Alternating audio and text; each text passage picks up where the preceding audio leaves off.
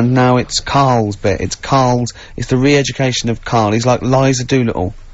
And now he's coming to, or Lawnmower Man, if you've seen that film. More like Lawnmower Man, if you've seen the film. You'll know what I mean. And his homework was to just study quotes, really, on happiness and stuff, and general well-being. He's not a big happiness, quote fan, are you, Karl? Not really. So what have you done? You've come up with something, haven't you? Right, yeah, I told you, right? Because a lot of these are just things you say every day. They're nothing special. So what I'm doing... Well, you say them every day. Well, the sort of things you come out with and you don't even think about it, do you know what I mean? Yeah. They're on the TV all the time, people on the radio are saying these sort of little quotes. Sure. And, what I've done is, remember that programme on Channel 4, Faking It? Yeah. Where they got some, like, posh kid to be on a door and all that. What I've done, I've, Imagine if that was the pitch for the show.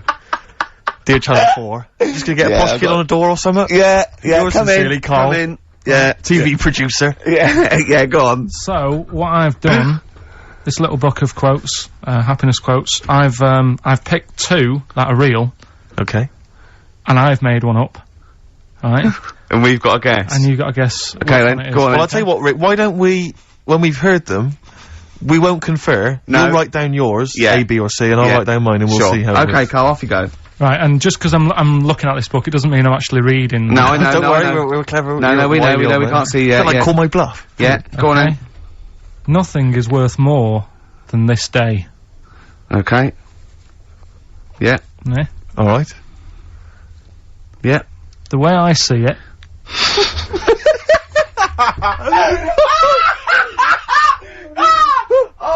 Oh God, my head's gonna burst. No, hang on. My head's gonna burst. No, Hang no, on. this might not be Karl's. It might not be. How do you know I haven't tweaked them a little bit? Yeah, good Okay, point. fair Good enough. point. No, good point. The way I see it, if you want the rainbow, you got to put with the rain. Yeah. Okay. Alright? Alright, yeah.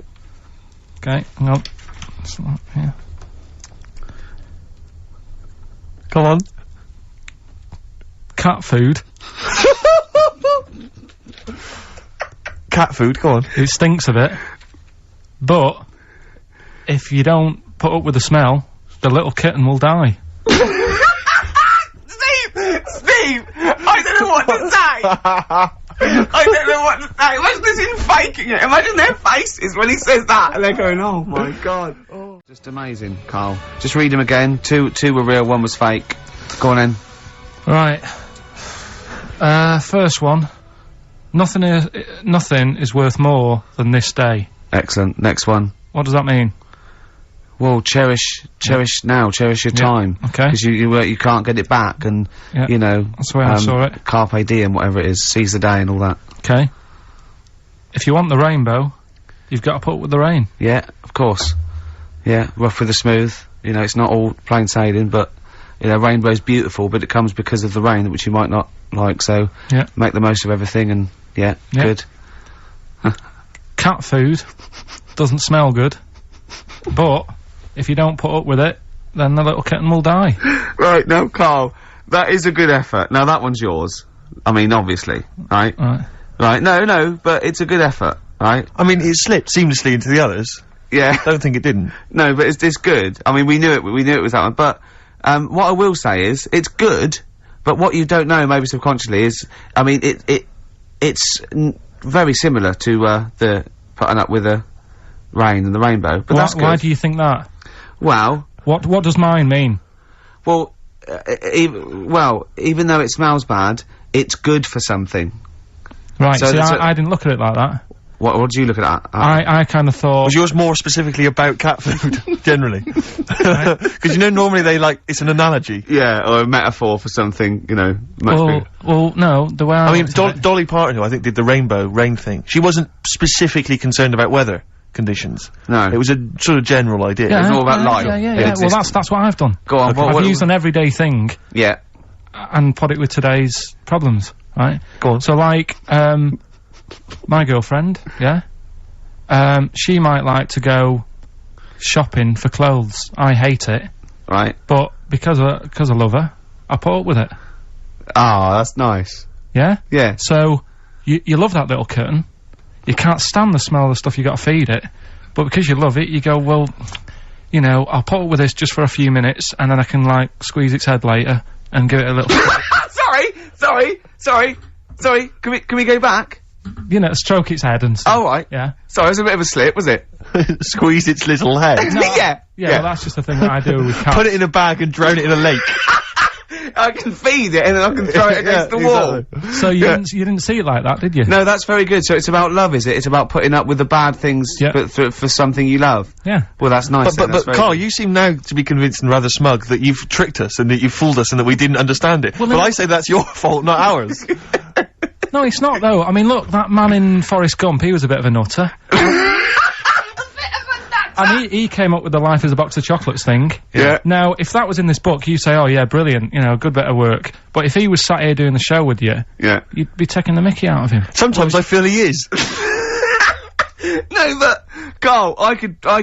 In fact, if people are out there, we're too lazy. Could you write down everything Karl's ever said? Because I think we could publish that. Yeah. He said one today. He saw my salamander. It's not a euphemism. He saw my salamander, and it's just sitting there in the tank. Your exotic pet. Yeah, and he's worried about there not being a lid on. And he said, I went, what are we worried about? He said, well, he said it sits there for 24 hours a day, obviously planning to get out. Well, it's got nothing else on its mind, and it's the daft thing is, he has actually got the lid ripped up a little bit. Like, it's got nothing else to think about. And it'll be looking up there, and it's gonna get out. But what's the worst that could happen? What's it thinking? What do you think it's thinking, this salamander? It's got its eye on the DVD player. I can have Ian be down the market. Well... Oh, God. Are they dangerous? Could I just say something? Are they dangerous? I think the salamander's thinking exactly the same things as you. I mean, to look at you, you've got the same expression on your face. You know what I mean? You're dressed in green as well. You've got a little round sort of Hamburglar type head, like the salamander. Very similar. And yet I think, and you bonded with it, didn't you? Yeah, but I probably would have tried to get out, but my little paper round bag would just hang on the corner. Yeah. Well, I've enjoyed this show. Yeah, it's been a good one. It's great. It's been great. Karl, any more? Oh, tell that story that you were telling me about your dad when he was driving. Well, it's just that you were talking about, well, I mentioned Forrest Gump. Yeah. And, the Forrest Gump types. When my dad was when he was a taxi driver. Yeah. You used to have to, sort of do your bit for the local area. Oh, God. By taking the Forrest Gump people to Blackpool.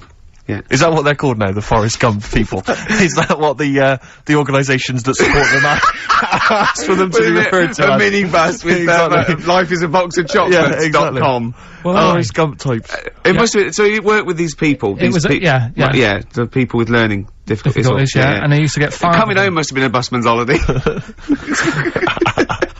So he got 5 of them in the cab. Yeah. And he had to go to Blackpool, and 4 of them were really good, you know, behaving themselves, didn't mess about, weren't fighting and stuff, but there was one who was just causing loads of trouble and he couldn't control him.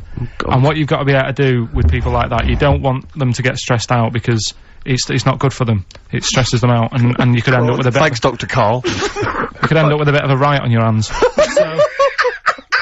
So he thought, I'll nip this one in the bud right now, and he pulled up just on the outskirts of Blackpool, and he took the one out that was causing problems and put it in a wheelie bin. Oh, no. Oh, I'm sorry. I apologise. He did what? Oh, he did it for the good of the others. He put it in a wheelie bin. It was having a good time. It thought it was one of the rides. Could you stop saying it? Him. Yeah. He was having a good time, and once he calmed down, my dad went back and picked him up, and he was fine. He had a good time. What, he left him in there the whole time the others were in Blackpool? No, he left him there, not the whole day, probably about an hour and a half. In a wheelie bin? In a wheelie bin. Why couldn't he get out? Because, like, his arms were trapped on the thing. One of those, What, he tied him up? No, do you know, like, because he was a big fella, and, like, he managed to get him in so his arms were down the side like that, so he was a bit trapped. Wasn't he screaming and crying and stuff? He was making a bit of noise, but, do you know what I mean? What, you feel served him right? Well, but anyway, I didn't really want to talk about it. He just brought it up because of Forrest Gump. Did his, family know about this? Is this the first time they'd have heard about this? He didn't get asked to do it again. Because he had another problem similar to it where he had a little minibus, and it was his job to take a load of old women to the bingo hall, and it was miles away. And he took him there. There was no problem. About 10 old women in a minibus. One of them was causing trouble, so he pulled over it. No, right, so he took him there, everything's fine, he dropped him off, they had a lovely night, right, they had a lovely night, won a bit of cash, coming back, it's a bit of a late night, and they all started moaning at him, going, I want to be dropped off here, take me there, I want to be dropped off first, I've got to get up early, blah blah, you know, my husband's expecting me, I'm already late, take me here first, take me there, and he just pulled up, in the middle of nowhere, said, get out. And he made them get out, and they all called for taxis. They charged that company who was meant to be taking him home in the minibus, and he got the sack. But a similar sort of story. You can't be dealing with it when people don't sort of just calm down and, like, solve the situation. Yeah. They're just all like, I want to be dropped off first, take me here first, take me... Yeah, so he acts like a madman. Good. Oh, that's right. Liz Hurley lying low, apparently, at Elton John's house to try and avoid the press now that she's had a child. That's a good place to go to avoid the press. Exactly. Yeah, yeah, Elton John's house, Everyone seems to be friends with Elton John, don't they? Every celebrity's When friends did he pop into Elton John's house? What is he running some sort Well, of... it was like when Robbie Williams was a drunkard and a drug addict, he went to Elton John's. Yeah, and who's the Elton other fella Hutton. that went there as well? What's someone to, you know, to recuperate and shoulder to cry on? Is he giving out false passports? But I and, don't know like, if people have seen his moustaches? history. He's not the man of, you know, I mean, I know he's cleaned himself up now, but, you know, maybe that's it. Maybe he's got this kind of insight into how to deal with celebrity. Yeah. What do you think, I think it's just genuine mates with him. I think he's just suppose like a so. friendly I bloke. think she's been doing too much lying low in the first place. That's part of the problem, isn't it? High five, Karl. That was a genuine joke from Karl there. And he's so proud of himself. Look at his little face. Too much lying low.